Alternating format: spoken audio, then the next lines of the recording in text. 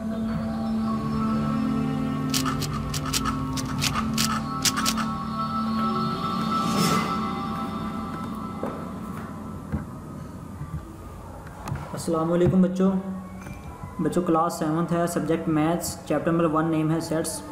Topic का name है यहाँ पे बच्चों रिव्यू एक्सरसाइज 1 हम कर रहे थे। ठीक है, चैप्टर नंबर 1 की रिव्यू एक्सरसाइज कर रहे थे हम। तो बच्चों स्टार्ट करते हैं रिव्यू एक्सरसाइज। और इसका क्वेश्चन नंबर 2 है बच्चों। क्वेश्चन नंबर 1 हमने कर लिया हुआ था। ठीक है, fill in the blanks, question number 2 है।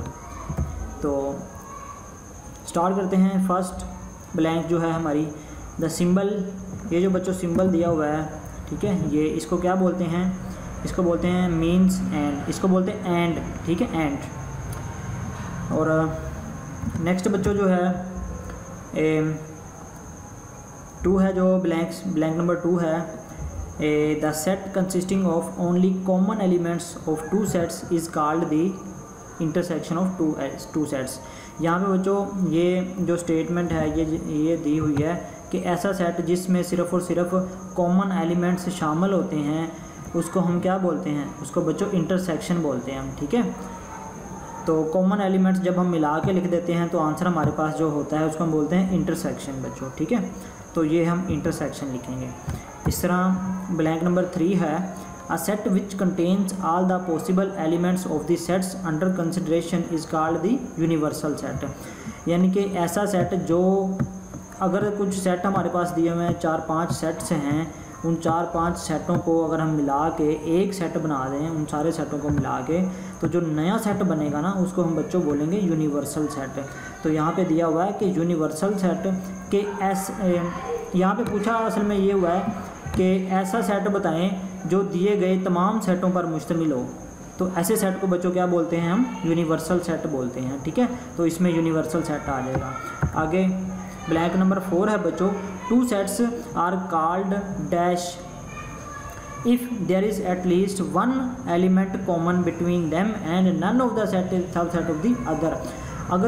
अगर 2 सेट्स दिए गए हों, उनमें कोई ना कोई एलिमेंट्स कॉमन हो, कम से कम एक एलिमेंट कॉमन हो या एक से ज़्यादा हो कॉमन एलिमेंट्स। ठीक है, और जो उनमें से कोई सेट जो है दूसरे सेट का सबसेट ना हो, तो ऐसे सेटों को बच्चों हम क्या बोलते हैं? ओवरलैपिंग सेट्स बोलते हैं। ठीक है, ये हमने डेफिनेशन भी की हुई है, डेफिनेशन करवाते हुए भी मैंने आपको ये डिटेल के साथ करवाया था। ठीक है, तो अब जो बच्चों ब्लैंक नंबर 5 है, इन सेटों के अंदर the universal set acts as universal set अमल करता है डैश के तौर पर फॉर इंटरसेक्शन में।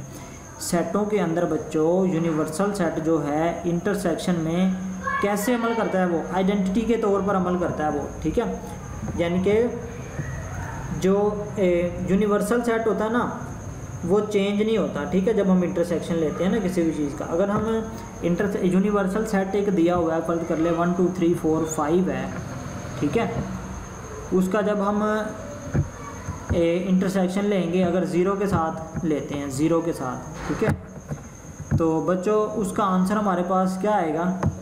इंटरसेक्शन अगर हम ले लें 1 2 3 4 5 है और एक साइड पर एम्प्टी सेट हम ले लेते हैं। ठीक है, एम्प्टी सेट है, तो बच्चों आंसर हमारे पास क्या आएगा? एम्प्टी सेट ही आ जाएगा दोबारा से। ठीक है, तो हम कह सकते हैं कि यूनिवर्सल सेट जो है एक ऐसा सेट है वो आइडेंटिटी के तौर पर काम करता है इंटरसेक्शन में। ठीक है, यानी कि एम्प्टी सेट के साथ अगर हम किसी भी सेट का इंटरसेक्शन ले लेना तो वो दोबारा से एम्प्टी सेट ही आ जाता है बच्चों। ठीक है, तो वो आइडेंटिटी होती है। ठीक है, अब मैं आपको बुक से बच्चों पेज नंबर बताता हूँ। पेज नंबर इसका है बच्चों 24। ठीक है, और इसका जो क्वेश्चन नंबर 2 है ये हमने किया है बच्चों आज, फिल इन द ब्लैंक्स, ये सारी कर ली है हम बच्चों। ठीक है, ओके बच्चों, अल्लाह हाफिज़।